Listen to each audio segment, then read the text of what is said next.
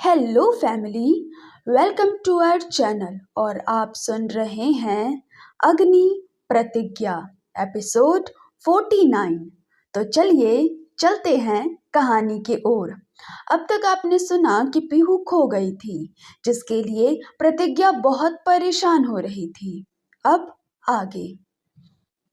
अग्नि भी निराशा के साथ अपनी नजरें दूसरी तरफ कर लेता है और अक्षत से कहता है, भाई, घर के पीछे वाले हिस्से में देखते हैं, पीहू ज्यादातर सर्वेंट के बच्चों के साथ खेलती है, तो शायद उनमें से किसी को पता हो। अक्षत हाँ में सिर हिलाता है। अग्नि और अक्षत दोनों पीछे सर्वेंट क्वार्टर की तरफ चले जाते हैं। निशा जल्दी से प्रतिज्ञा के पास आती है और उसका हाथ पकड़ते हुए कहती है, प्रतिज्ञा, परेशान मत हो, देखो पीहू घर के अंदर ही है, बस कहीं छुप गई है, वो जल्दी मिल जाएगी। उसका हर बार का ही है, हर बार ऐसे ही सबको परेशान करती है। लेकिन प्रतिज्ञा के आंसू रुकने का नाम ही नहीं ले रहे थे। वह घबराते हुए कहती है, निशा, पता नहीं मेरी बच्ची कैसी होगी। निशा कुछ कहती उससे पहले ही उसकी नजर प्रतिज्ञा के बाजू पर जाती है, जहां पर उंगलियों के लाल निशान बने हुए थे। उसे देखकर निशा की आंखें छोटी हो जाती हैं। वह एक नजर प्रतिज्ञा को देखती है, जिसका पूरा चेहरा पीहू के लिए परेशानी से भरा हुआ था, लेकिन ये निशान किसी बड़े हाथ के थे। थोड़ी देर बाद अक्षत और अग्नि वापस आ जाते हैं। पीहू सर्वेंट एरिया में भी नहीं थी। ये सुनकर अब सब बहुत ज्यादा परेशान हो गए थे। घर का सारा सीसीटीवी कैमरा चेक कर लिया गया था, लेकिन पीहू मेंशन से बाहर नहीं गई थी। वह घर के अंदर ही कहीं थी। सब बहुत परेशान हो गए थे। पीहू इस बार सच में कहीं ऐसी जगह छुप गई थी जहां से उसका मिलना मुश्किल लग रहा था।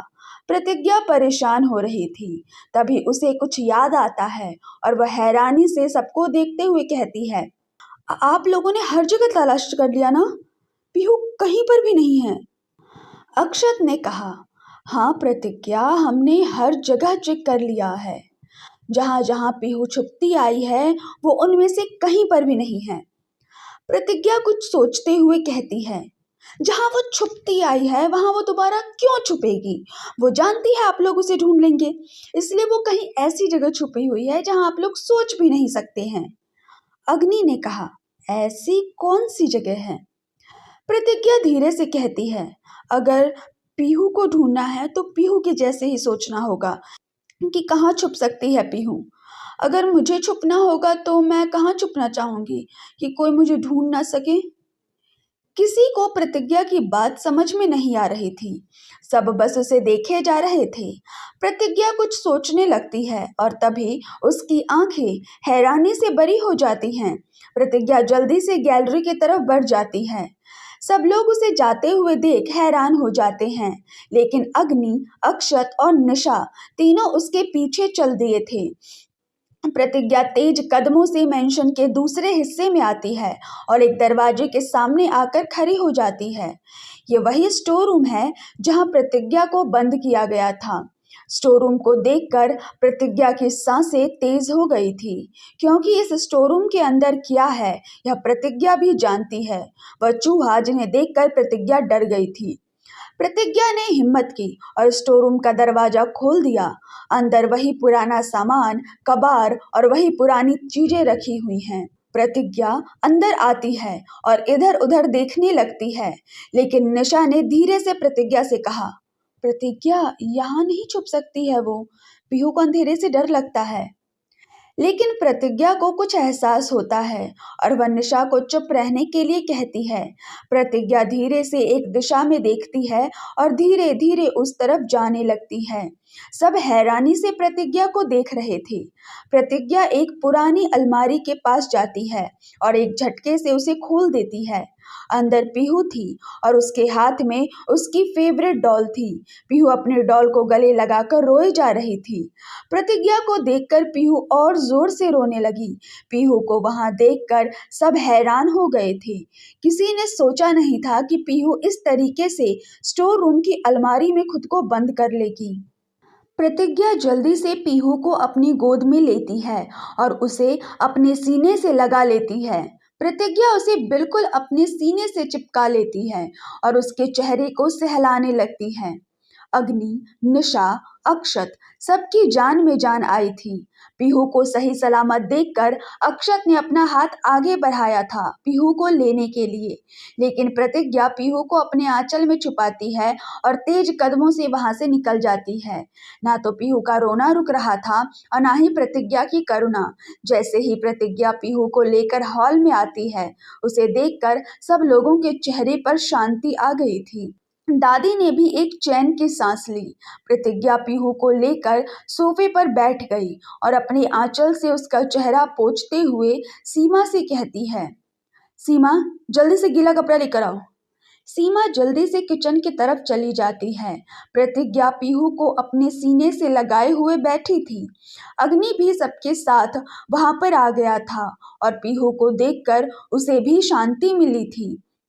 वीणा जी ने अक्षत की तरफ देखते हुए कहा, कहाँ मिली? अक्षत बताता है, छोटी माँ, वो स्टोर रूम की अलमारी में खुद को बंद करके बैठी हुई थी। ये सुनकर सब हैरान हो जाते हैं। वीणा जी तो अपने मुंह पर हाथ रख लेती हैं। इतनी छोटी बच्ची ने खुद को स्टोर रूम में बंद कर लिया। अगर सही समय पर पता नहीं चलता तो पता नहीं कितनी देर तक वो वहीं पर बंद पड़ी रहती। सीमा गीला कपड़ा ले आई थी।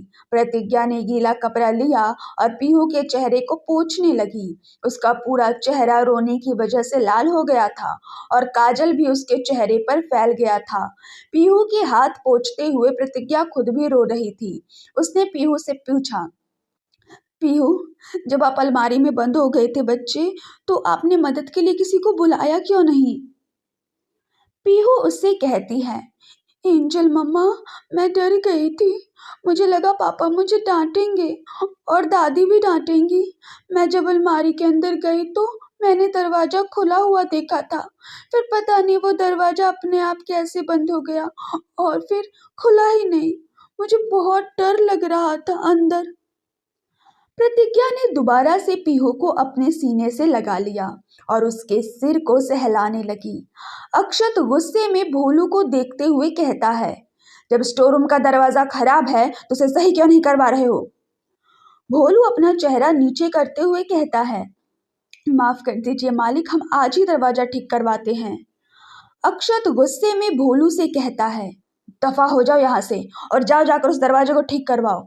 अगर आज पीहू को कुछ हो जाता ना तो मैं तुम्हारी जान ले लेता। भोलू वहां से चला जाता है। सब प्रतिज्ञा और पीहू को देख रहे थे। जिस तरीके से पीहू प्रतिज्ञा के साथ लिपटकर सुकून पा रही थी, ऐसा उसने किसी के पास नहीं किया था। पीहू और प्रतिज्ञा को देखकर रेखा जी का खून जल रहा था। वह अपनी जगह से खड़ी होती है और गुस्से में प्रतिज्ञा से कहती है, लाओ मेरी पोती को, मुझे वापस करो, अब मैं उसे संभाल लूंगी। लेकिन पीहू प्रतिज्ञा से और चिपक गई और अपने सिर को उसके गर्दन में पूरी तरह से छुपा लेती है। दादी रेखा जी से कहती है, रहने दे रेखा, जब मिल नहीं रही थी तब तो एक बार भी उठकर खड़ी नहीं हुई उसे ढूंढने के लिए। अब जब मिल गई है तो आई बड़ी अपनी पोती को संभालने वाली। खुद को संभाल ले, वही बहुत है। प्रतिज्ञा पीहू को लेकर खड़ी होती है और कहती है, मैं इसे लेकर कमरे में जा रही हूँ। और फिर सीमा की तरफ देखते हुए कहती है, सीमा, तुम पीहू का दूध कमरे में ही लेकर आ जाओ। सीमा हाँ में सिर हिलाती है और प्रतिज्ञा पीहू को अपने सीने से लगाए हुए कमरे की तरफ चली जाती है। उसके जाने के बाद वीणा जी ने एक गहरी सांस छोड़ते हुए कहा, शुक्र है मिल गई, सबको कितना डरा दिया था इस लड़की ने। वहीं कमरे में प्रतिज्ञा पीहू को लेकर बेड पर बैठी हुई थी। वह पीहू को ग्लास से दूध पिला रही थी और उसके साथ कुछ कुछ बातें भी कर रही थी। पीहू उसकी बातें सुनते हुए दूध पीते हुए हंस रही थी। अग्नि खिड़की पर खड़ा था और वो खिड़की से अंदर पीहू और प्रतिज्ञा को एक साथ देख रहा था। कितने खुश हैं ना दोनों साथ में। जैसे ही अग्नि ने यह सुना, वह पलटकर पीछे देखता है तो उसके पीछे निशा खड़ी थी। निशा को देखकर अग्नि अपना चेहरा नीचे झुका लेता है तो निशा अग्नि के पास आती है और खिड़की से झांकते हुए पीहू और प्रतिज्ञा को देखकर कहती है, ये दोनों एक साथ कितने खुश हैं ना। ऐसा लग रहा है कि अगर सारी दुनिया में नहीं किसी का साथ चाहिए तो वो बस एक दूसरे का ही चाहिए। कितनी आसानी से प्रतिज्ञा ने पीहू के साथ इतना गहरा रिश्ता कायम कर लिया है। अग्नि धीरे से हाँ में सिर हिलाते हुए कहता है, हाँ, प्रतिज्ञा है ही ऐसी। उसका स्वभाव इतना सरल है कि कोई भी उससे जुड़ जाता है। तो फिर तुम उससे क्यों नहीं जुड़ पाए हो? अग्नि हैरानी से निशा को देखने लगता है। उसे निशा की बातें समझ नहीं आ रही थी। निशा ने अग्नि की आंखों में देखते हुए कहा, प्रतिज्ञा अब इतनी सरल स्वभाव की है और इतनी ही नेक दिल है कि कोई भी उससे जुड़े बिना रह नहीं सकता। तो वो तो तुम्हारी पत्नी है, तो तुम उससे कैसे नहीं जुड़ पा रहे हो? अग्नि को पता चल गया था कि निशा किस बारे में बात कर रही है। वह एक गहरी सांस छोड़ते हुए अपना चेहरा दूसरी तरफ करते हुए कहा, मैं कोशिश कर रहा हूँ निशा, लेकिन मुझसे हो नहीं पा रहा है। न चाहते हुए भी मैं कभी कभी कुछ ऐसा कर जाता हूँ जिसकी वजह से आगे चलकर मुझे ही अफसोस होने लगता है। पर मैं क्या करूँ निशा, मैं ये सब बर्दाश्त नहीं कर पाता हूँ, मेरा दिल बहुत भारी हो जाता है। निशा अग्नि के सामने आती है और कहती है, कौन हो तुम? मैं तुम्हें नहीं जानती। मैं जिस अग्नि को जानती थी वो कभी इस तरीके की बातें नहीं करता था। तुम वो अग्नि हो ही नहीं जिसे मैंने कभी प्यार किया है। मेरा अग्नि कभी किसी का दिल नहीं तोड़ सकता था, कभी किसी की आंखों में आंसू नहीं दे सकता था, तो दर्द देना तो दूर की बात है। अग्नि हताश चेहरे के साथ निशा को देखने लगता है। तो निशा कहती है, तुम्हारा दिया हुआ एक दर्द प्रतिज्ञा के लिए सबके सामने शर्मिंदगी का कारण बना था। उसके सम्मान को कोई ठेस ना पहुंचे, इसलिए तो तुमने उससे शादी की थी ना। तो अब तुम क्या कर रहे हो? खुद उसके सम्मान को ठेस पहुंचा रहे हो, उसे ऐसी तकलीफ दे रहे हो जो उस दर्द से भी बड़ी है जो तुमने उसे पहले दिया था।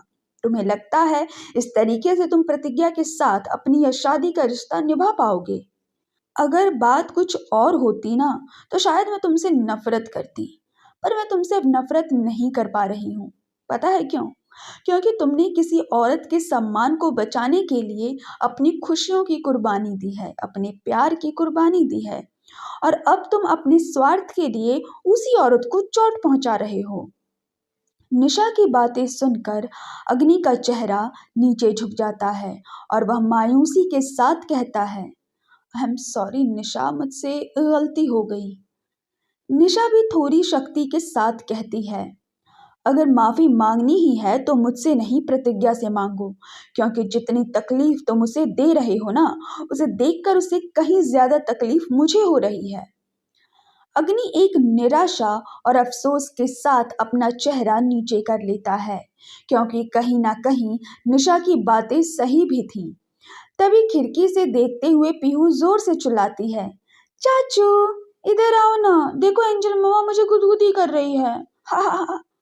अग्नि खिड़की में से झांकते हुए पीहू को देखकर मुस्कुराता है और हाँ में सिर हिलाता है।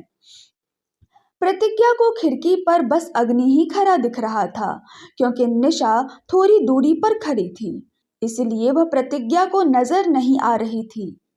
अग्नि ने निशा की तरफ देखा तो निशा ने कहा, जाओ, उन्हें तुम्हारी जरूरत है।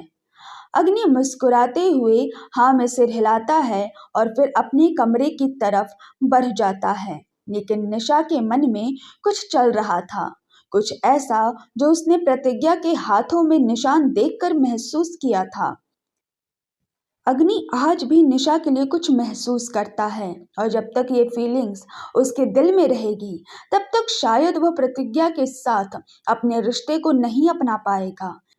इसलिए सबसे पहले निशा को अग्नि के वजूद से अलग होना पड़ेगा, तभी प्रतिज्ञा का वजूद उससे जुड़ पाएगा। यही सोचते हुए निशा एक फैसला लेती है।